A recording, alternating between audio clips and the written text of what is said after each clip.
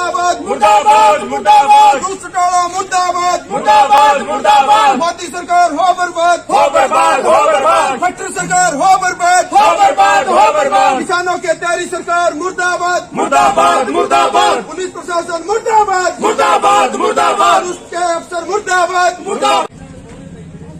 भाई इतना कलर लगा के उनका नहीं कोनी दो संजय कर ले लठ मार ले तेरे मन की कर ले और जींद कर ले लख नहीं गोली मार दे सीधी कोई बात नहीं फिर ठीक है हमारा बस फिर क्या नाम नाम लाग देना तो लाख बीजेपी सरकार मुर्दाबाद मुर्दाबाद मुर्दाबाद खट्टर सरकार हो बर्बाद। हेलो ठंडे हैं ठीक है नहीं वो भी देख लेंगे। और दूसरी बात ये है जब ठावेंगे डंडे तो जमानत की परवाह मत करो। महीना 6 महीने 2 महीने रहे होगे ना तो इतनी पढ़ाई इस मीटिंगों में नहीं होगी। अगर 2-4 महीने वहां रहे होगे तो बड़े लीडर अपने आप बन जाओगे। नहीं 2-4 महीने में अपने आप बड़े नेता बन जाओगे। चिंता मत करो ये इतिहास में नाम लिखा जाता है।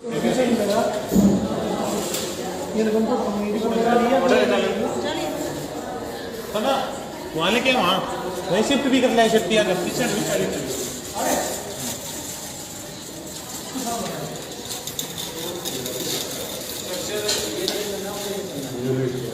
हेलो ठंडे हैं ठीक है नहीं वो भी देख लेंगे। और दूसरी बात ये है जब ठावेंगे डंडे तो जमानत की परवाह मत करो। महीना 6 महीने 2 महीने रहे होगे ना तो इतनी पढ़ाई इस मीटिंगों में नहीं होगी। अगर 2-4 महीने वहां रहे होगे तो बड़े लीडर अपने आप बन जाओगे। नहीं 2-4 महीने में अपने आप बड़े नेता बन जाओगे। चिंता मत करो ये इतिहास में नाम लिखा जाता है। वो एक्चुअली मेरी सुबह से उसी में ही बात हो रही है डॉक्टर से और डॉक्टर साहब का कहना है कि इसको कोई बाहरी चोटें नहीं है। ये एपिलेप्सी का मरीज था और इसको सब अरेक्नोइड हेमरेज हुआ है, एन्यूरिज्मल ब्लीड हुई है जो कि अपने आप ही होती है। तो अंदर की दिमाग की कुछ इनकी नस जो फट गई है उसकी वजह से ब्लीडिंग हुई है। और जहाँ पे ये गिरे हैं, ये किसान गिरे हैं, वहाँ पे कोई भी पुलिस के साथ कोई झड़प हो ही नहीं रही थी। तो इस तरीके की कोई भी ऐसी बात नहीं कि पुलिस के साथ झड़प होते हुए इनको, ये पहले से ही बीमार थे और सब अरेक्नोइड हेमरेज हुआ है इनको। 5 तारीख की वो घटना नारनौंद के अंदर जब सांसद रामचंद्र जांगड़ा का विरोध किया गया, लेकिन उस वक्त हिसार के एक किसान के सिर के अंदर चोट लगने से कहीं ना कहीं जो है उनका विरोध और ज़्यादा बढ़ गया है। इस वक्त मैं हिसार के जिंदल अस्पताल के अंदर मौजूद हूँ। तस्वीरें आप लगातार देख पा रहे हैं जहाँ पर किसानों ने अपना धरना दे दिया है, वो भी सीधा लाइव तस्वीरें आपको मैं हिसार के जिंदल अस्पताल से दिखा रही हूँ। जी हाँ, 4 रातें हो चुकी हैं और 5वां दिन आज है जब कुलदीप सातरोड़ अपने ऑपरेशन के बाद आज भी हाथ पैर नहीं हिला पा रहे हैं, बोल नहीं पा रहे हैं, सिर्फ सांसें ले रहे हैं, वो भी वेंटिलेटर के ऊपर। यही वो अस्पताल है जिसके अंदर कुलदीप सातरोड़ को लाया गया था। हालांकि विरोध करने की बात जो है किसानों ने पहले ही कह दी थी, लेकिन धर्मशाला के उद्घाटन के लिए रामचंद्र जांगड़ा सांसद का पहुंचना जरूरी था। शायद ऐसा हो सकता है क्योंकि उनको भी लगता है कि उनका वहां पर पहुंचना ज़रूरी था, या फिर हो सकता है कि वो कंट्रोवर्सी में आने के लिए, अपने खुद के फेम के लिए वहां पर इस तरीके का छोटा मोटा उद्घाटन करने के लिए पहुंचे थे। लेकिन अब बात है कुलदीप सातरोड़ की। कुलदीप सातरोड़ की हालत कैसी है? हालांकि सोशल मीडिया के ऊपर कई मैसेजेस वायरल हो रहे हैं कि कुलदीप सातरोड़ की हालत नाजुक है, उनका दोबारा से ऑपरेशन किया गया है। इसके अंदर कितनी सच्चाई है वो उनके जो दूसरे किसान भाई यहाँ पर मौजूद है उनसे जानने की कोशिश करते हैं।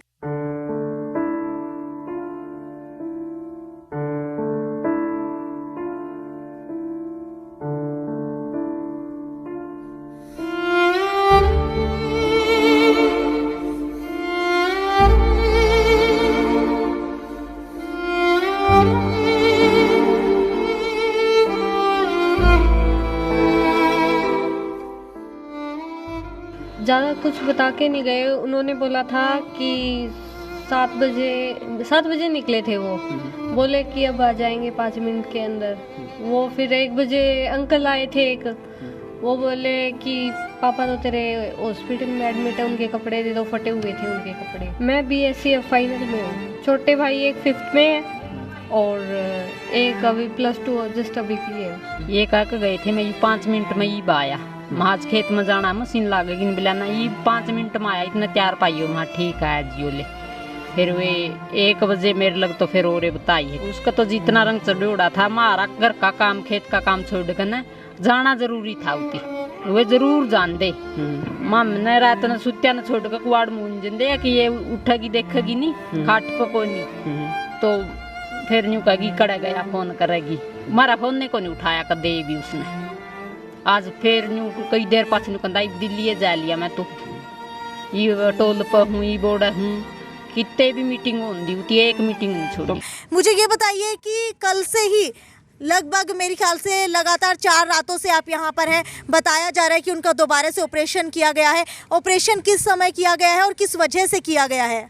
ऑपरेशन सुबह 4 साढ़े 4 बजे करीब में किया गया है और ऑपरेशन इसलिए किया है उसके एक पाँव एक हाथ वो हिल नहीं रहे उसके, और चेहरे पे सोई ज़्यादा आ गई थी सूजन और पुतलियों पे सूजन आ गई थी, तो इसलिए उसके लिए ऑपरेशन किया गया है। अगर भाई सोई ज़्यादा ना आए, हलचल ज़्यादा ना करे मूवमेंट में, फिर डॉक्टरों को तो ज़्यादा ही ज्ञान होता है, हम तो जैसे मरीज़ जो मूवमेंट करेगा उसके हिसाब से हमें तो वो यहाँ पर थोड़ा बहुत ठीक हो रहा है, और डॉक्टरों को ज़्यादा ज्ञान होता है। फिर उसे पूछा था भाई इसके लिए किया गया है, और पहले 72 घंटे का टाइम दिया गया था, अब 48 घंटे का टाइम दिया गया है। अब लग तो वैसे की वैसे ही स्थिति है। हाँ, कल हाथ पैर फुल एक साइड के फुल हिल रहे थे, पूरे मोमेंट थी कल के, और अब तो ऑपरेशन के बाहर आने के बाद में तो भाई 48 घंटे का टाइम दिया है।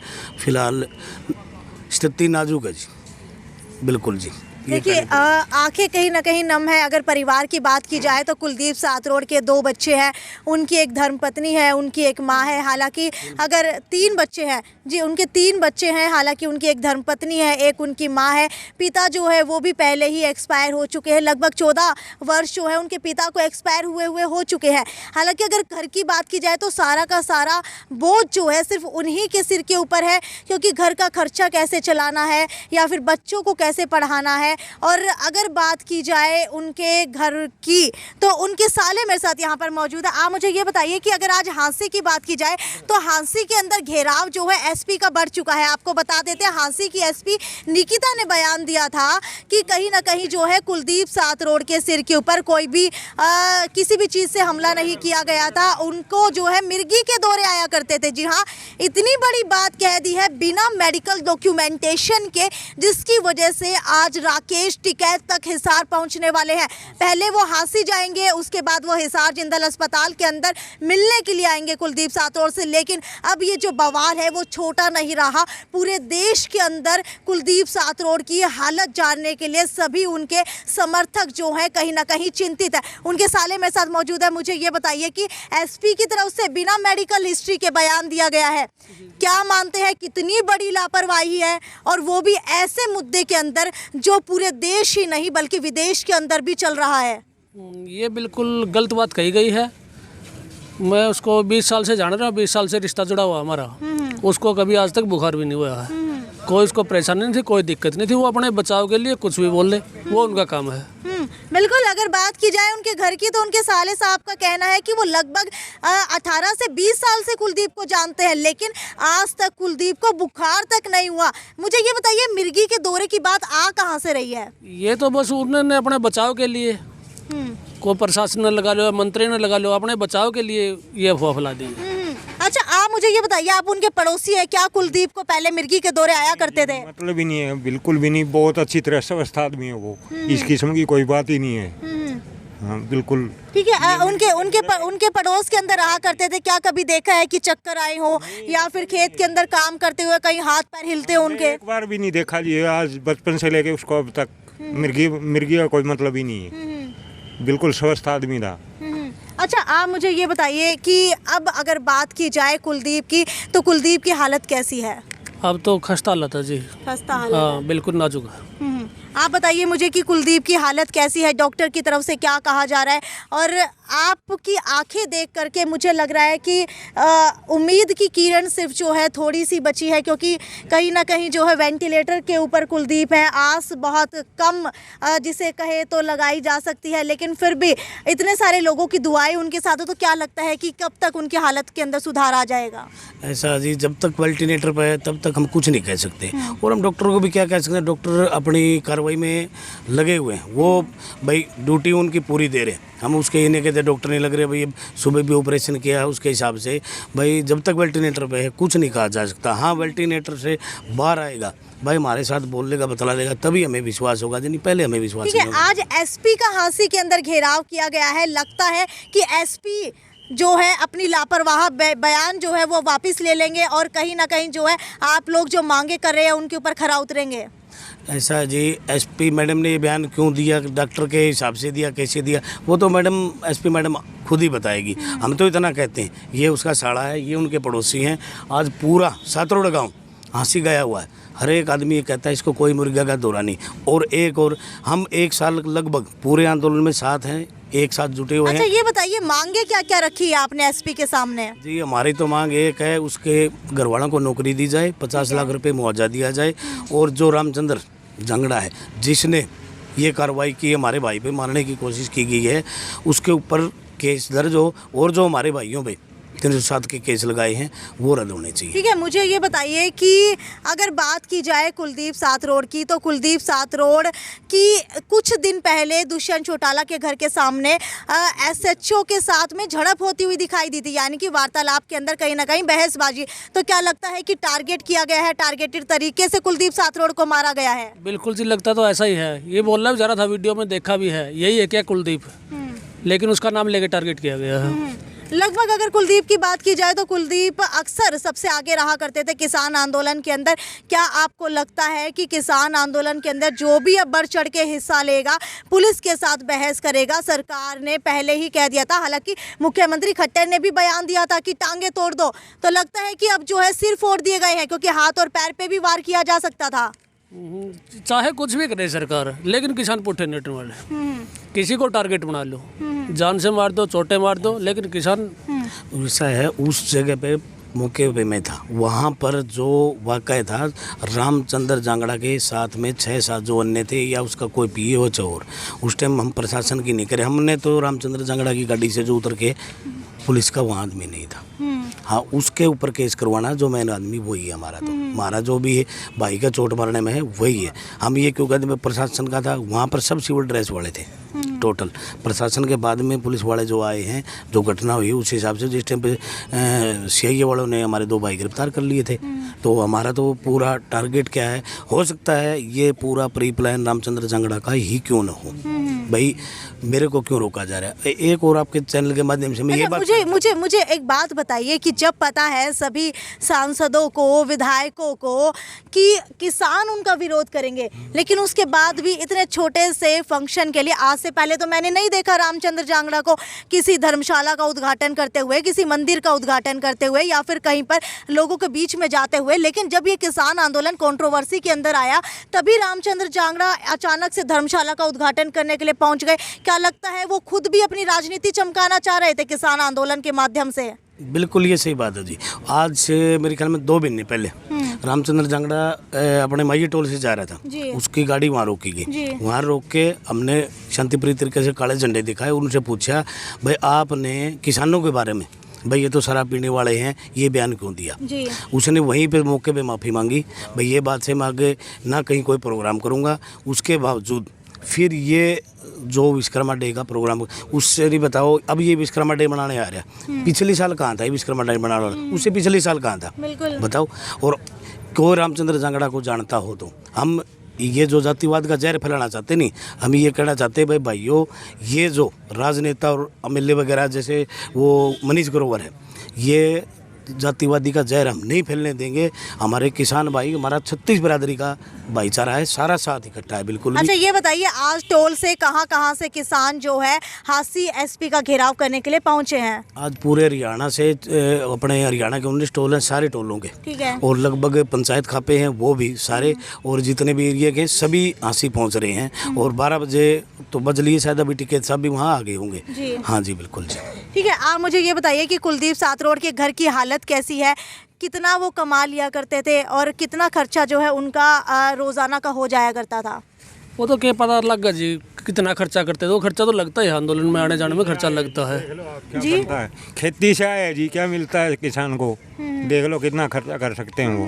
बिल्कुल, अगर बात की जाए किसान आंदोलन की तो पेट्रोल का, तेल का खर्चा जो है, आने जाने का खर्चा जो है, क्या वो भी उनके घर से ही लगता था? घर से ही लगता था, और वो कहाँ से आएगा जी, वो तो घर से ही लगता है। ठीक है, उनके कितने बच्चे हैं और क्या क्या करते हैं? 3 बच्चे हैं, पढ़ाई करते हैं अभी। पढ़ाई में क्या कर रहे हैं?